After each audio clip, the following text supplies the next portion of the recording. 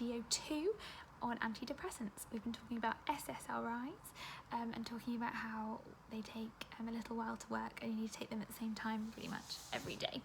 I'm just going to talk you through a little bit of the personalities that I think each of the SSRIs have. They're all quite similar, as I've said in their side effect profile.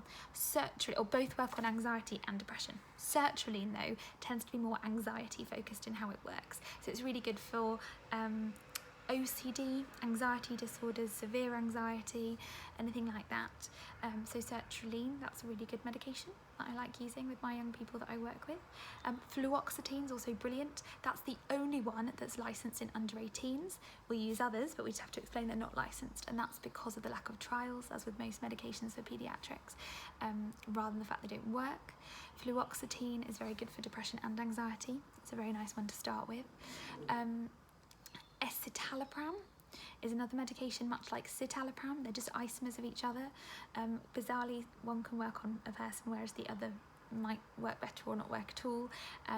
It's just to do with the structure of the molecule, the active molecule.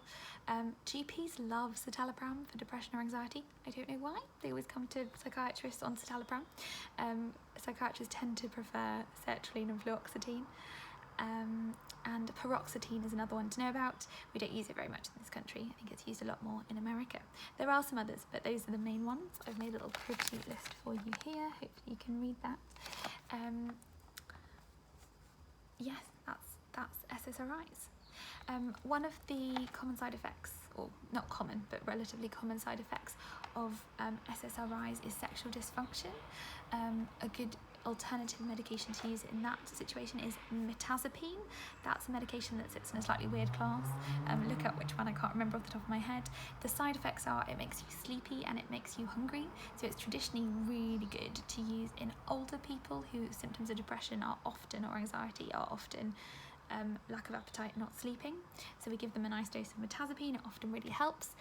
With antidepressants, what you want to be doing is you're looking at the side effect profile of the antidepressant and matching it to the symptoms you want to treat. So in a lot of depression, someone might be sleeping all the time and eating lots, so they are not going to do well with mirtazapine. But for a lot of depression, such as with older people, you're going to have a situation where they might not be eating and not be sleeping, as I say. So mirtazapine is brilliant.